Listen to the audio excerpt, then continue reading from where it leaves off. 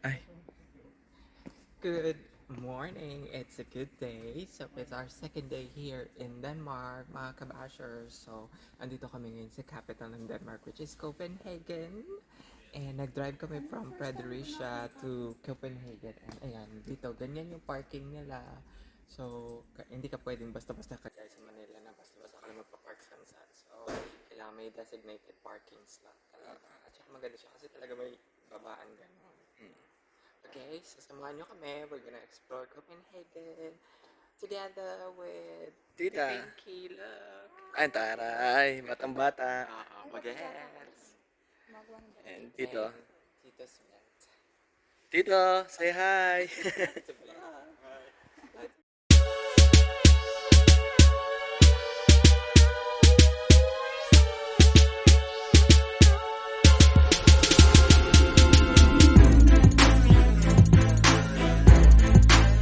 Ayun, nakita ko dito. Ayun siya, binaba. So kapag pala hindi mo nasakto. O kaya pala inaano. Natakot ako kanina. Sabi ko, wala, ito yung may binababa eh. Ganun pala siya. Matagal-tagal ka dyan, pati tayo binaba. Lalamunin ka ng lupa. Alam paano ka lalabas? Nakakatakot yung biglang bababa yung sasakyan. Hindi ko na videoan, nagulat ako. Sana pala yun. Mamaya pag ano ba. Akin tagal yan. And then another. So another. Oh. Ano na siya. Okay. It's really still, now. Ayun, sa ako din, ano siya. Ayun o. I see. Yeah. Yay. So, narinig nyo yung kampana. Ayan ang Museum of Copenhagen. Dahil alas 12 na. Recess, no? Recess na. So, Ganda. nandito tayo sa pinaka-parang center niya. Kumbaga kung nasa Barcelona, this is what they call Catalonia, Denmark version, Copenhagen version. So, pupunta tayo ng New Town, yung mga makukulay na bahay. Yan ang target natin for today. Speaking of Basher, so first time natin makakita ng 7-Eleven dito sa Europe. At dito ko siya nakita sa Copenhagen. Ayan! Ano, mag-slurpee na ba tayo? Mag-slurpee na tayo. So, ayan. Pakita mo na, kasi ito yung parang... Eh. 24 hours din siya. So it's your plaza, like the city plaza. Yeah, this is the City Plaza. So nag-aantay daw sila rito pag New Year. Dito sila nagka-countdown. Yan ang parang Big Ben nila. Parang lumeka ka This is walking street. Souvenir! All the shops is here. Yeah, kailangan natin ng ano, rep magnet. Down here we have been Ah! That's good. Let's Let's go. buy souvenir, the fridge magnet. Kasi lahat ng pinagpunta na yung fridge. Eto, Yan, bye-bye 7-Eleven. fridge magnet. Souvenir mga Ano, Tita? Diyan na kaya tayo bumili. Nasa ako, bili na tayo. Oo. Oh. Para maano rin natin siya. Yan. picture natin.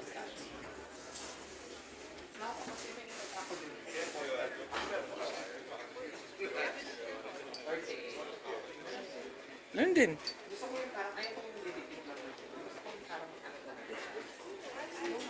Yan ang daming ano pa. Ay, sawa ko. Ayun. Sawa ka sa ref magnet.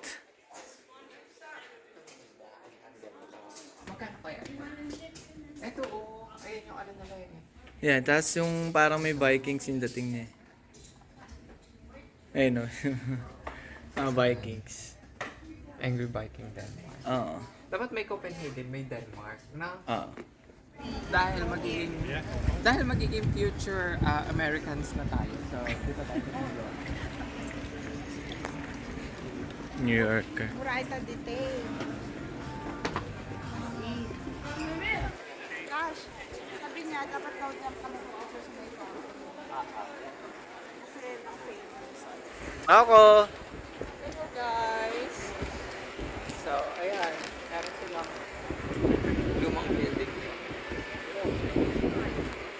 Tito, what is this? What's up?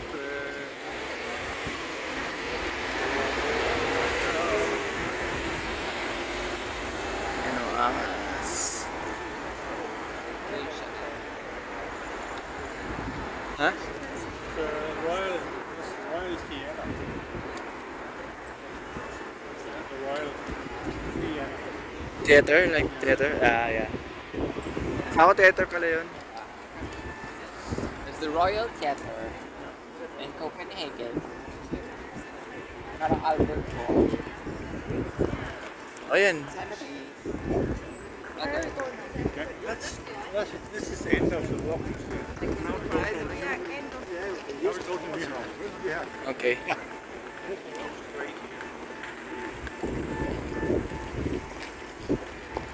Ay, yun yung nakikita ko na nga. Ano yan? Yung mga kulay-kulay na bahay sa office. Ah, yung mga kulay-kulay. Yung pinuntahan Pero ko picture si muna Jessica dito. ako. Oo, Sa ako. picture muna tayo. Ang karenan yung mountain. Ay, yun yung mga kulay-kulay na bahay. Ayun, kahit dito lang nakaupo. Mga kabashers, sobra na yan ha. Tour guide nyo na kami. So, nandito na tayo sa New Town. So, dito pumunta si Jessica. So, nung nag-feature yung Copenhagen. Naalala mo yan, naghalo-halo siya. Ah, nag-alala. So, dito po yun. So, di ka, yung mga makukulay na bahay dito sa Copenhagen Denmark.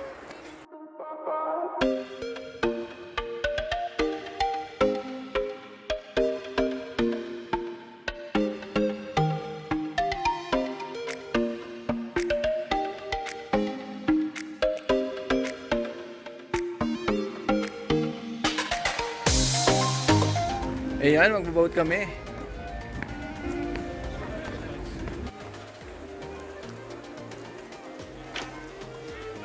Yeah, bili mo namin ng ticket.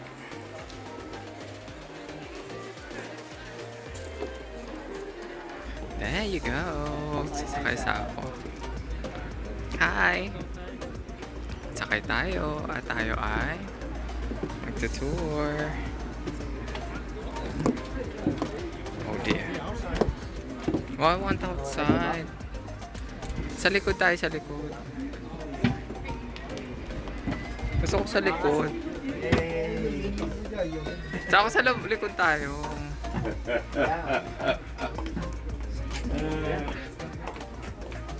There's no text.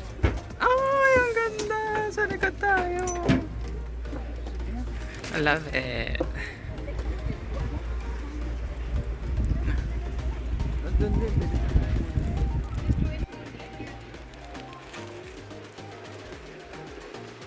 Nyhavn Canal, it was created 4 centuries back so that the ships could sail from the harbor and all the way down to Kingsmill Square, where you just came from.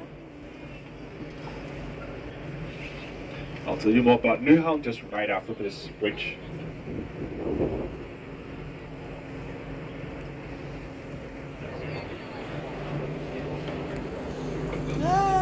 Bibigyan lang kita. So Yes, back in the Tita. days, Nyhavn was known to be quite a scary place with a lot of murky sailors pubs, fights, alcohol, and the ladies of the night. Today it's a very different atmosphere. It's a popular place, especially when the sun is out.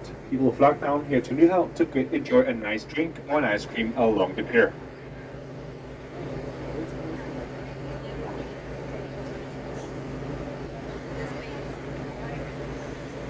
We will first sail north before going south to the old part of Copenhagen and ending here in Nyhavn again in an hour from now.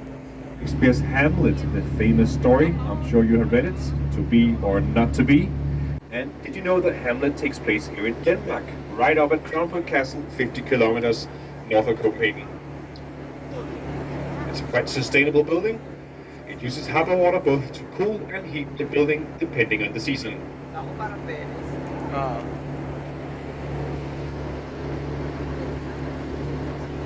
On the other side, we have Paper Ayun, ang Island, a ganda, ang small ganda dito, man-made no? island from the 1600s. And over the centuries, used by the Navy as their weapon storage. So cannons, cannonballs, guns were all stored on this little island. As you can see now, they are constructing some new houses. There'll be a lot of apartments. I've heard that these are the most expensive apartments you can buy in Copenhagen right now. One was sold for 45 million Danish crowns recently.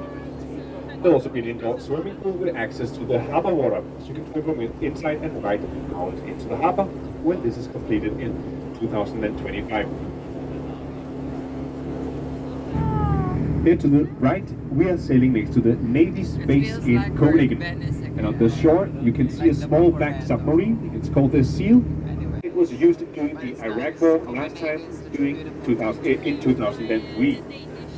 Today, it's a museum where you can experience how it is to work and live on a submarine. When the Queen was celebrating her 50 years jubilee.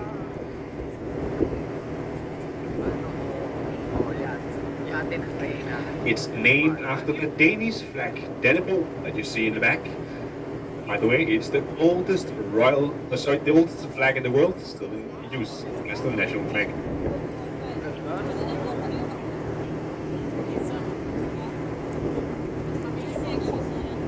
People living right out to the harbor, including the royal family on the other side. They have decided that sunrise is at 8 o'clock every day, year-round, so people are not woken up by these cannons shot.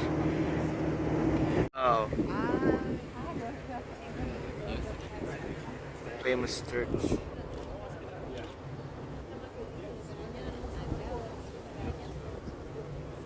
In front of you now, you can see the Black Diamond. It's the new section of the Royal Library. It's called the Black Diamond because here in the summer, when the sun hits the water in a special way, the light beams will reflect up at the facade and it will look like thousands of diamonds sparkling, and this can happen because the facade, it tilts 7 degrees over the water, so towards us.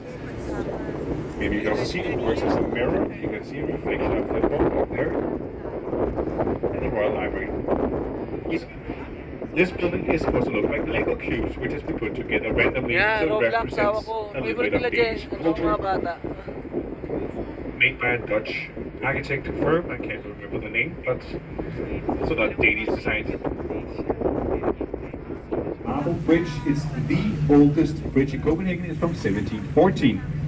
It was built together with the first Christian sport castle. It was located up here to the right, but it burned down in 1794 when the royal family moved to Amalienborg.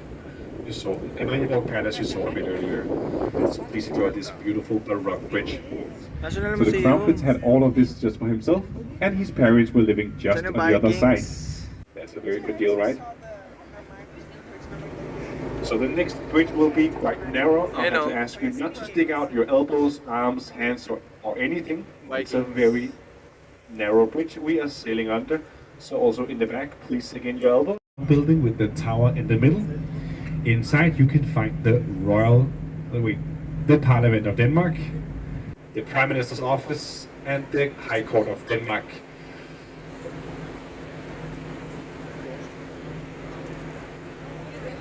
Actually, our Prime Minister, she has her office on the top corner facing the canal, so maybe if you wave, she can see you. She's probably working right now.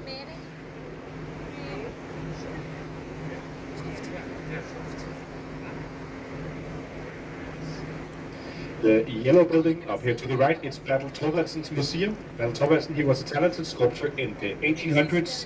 He created beautiful sculptures, many beautiful sculptures that you can see inside this museum here. He's also buried in here, so it's not just a museum, also a mausoleum.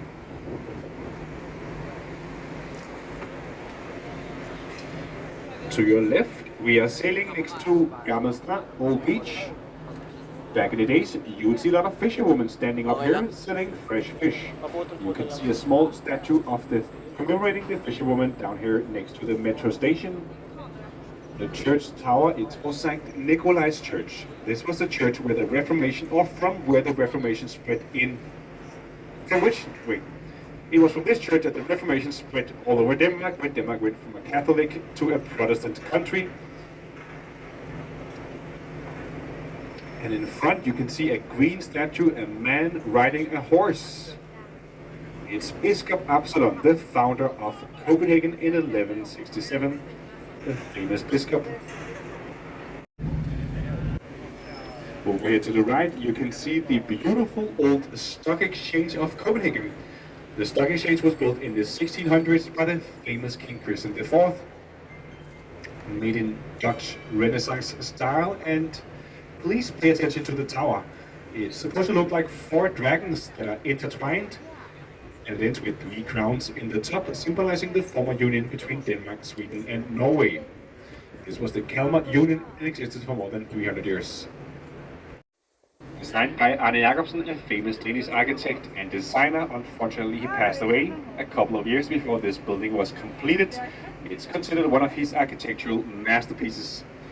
You can also visit inside. It's open a few hours every day, and you can see some of the furniture that Arne Jacobsen has designed. Around the harbor, or just enjoy some nice food or some drinks, very popular during the summer. But please be careful about combining alcohol and kayak sailing. It could go wrong, or it could go right, who knows. Mind your heads, we have a bridge coming up. Thank you. Taking place here in the harbor in Copenhagen.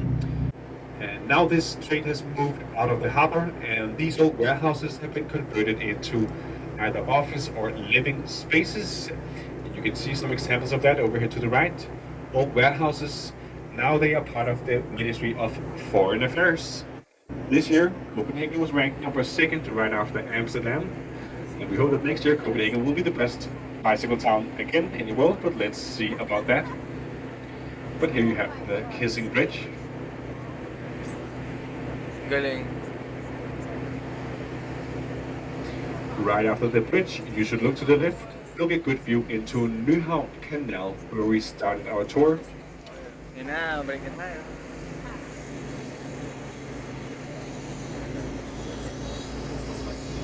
Okay, so this is Ayun na yung ano, sound.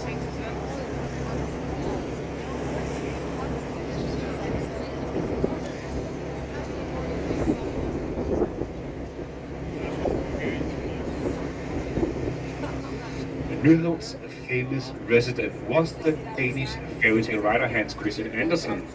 Maybe you have read some of his fairy tales. The Little Mermaid, The Ugly Duck, or The Little Girl with the Matches. Just to name 3 out of his 152 fairy tales. He lived here in NYHVN for more than 20 years, and he loved NYHVN because it's close to the Royal Theatre down at King Square. He would often go down, watch a play, and get inspired to create his magical fairy tales. Actually, he lived up in this White House to your right now for a couple of years. How beautiful old ships here in NYHVN, but they really create this very authentic, historic atmosphere here in the canal, right in the center of the city. And before we finish this canal tour, I just want to show you something interesting. It's the most narrow house in Denmark. If you look up to the left, you can see it. A very narrow white house squeezed in between 2 larger white houses. Oo nga, parang We sa do ano. know there's a family living inside. They do not have so much space, but they have a good location and a very good view to the other side, that's for sure. So the most narrow house in Denmark.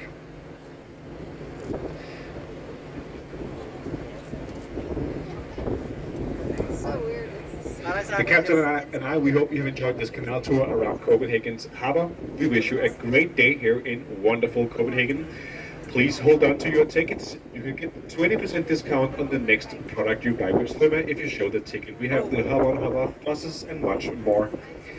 Please mind the gap when you leave the boat, and thank you for sailing with Svend. Thank you. Hey.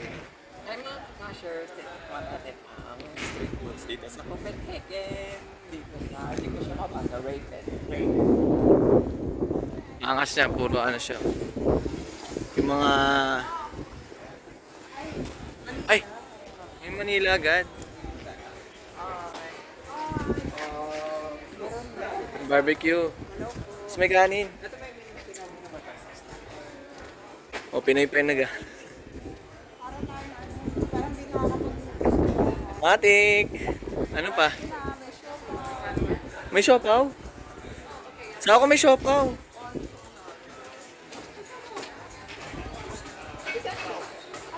Manila. Yeah, of course. Ayun o, angas nila dito.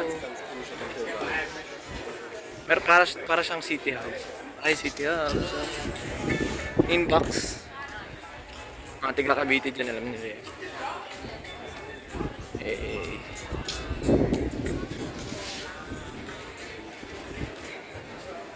Pero syempre, Manila food.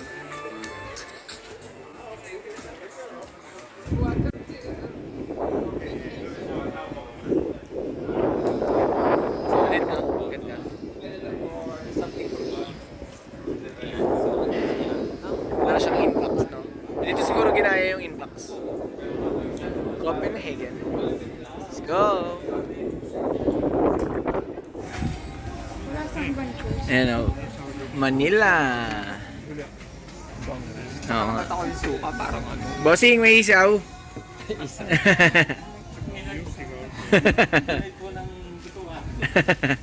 Kuya, ano po, dalawang A. Okay lang. Okay lang. Oh. Dalawang A, dalawang C. 5 to 7. Tapos, Slow ko mas kuya. Tsaka,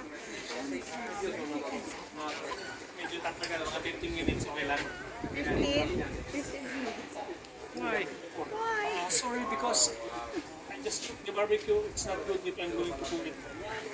Yeah, it's not good to eat while it's cold.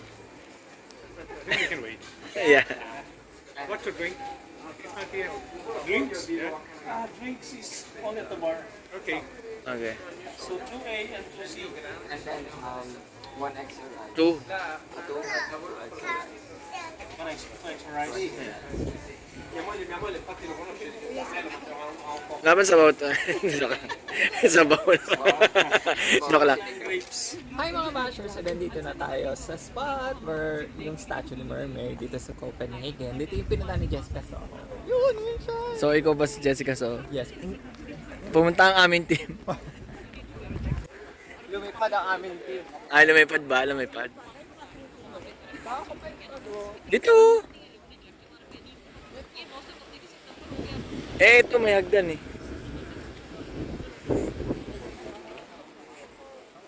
O, ingat ka ha. Dumiretso ka dyan.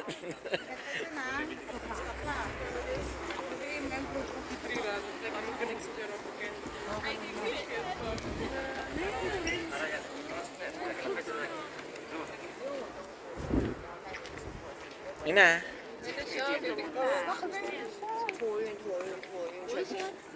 Ako lalapit ako. Picture.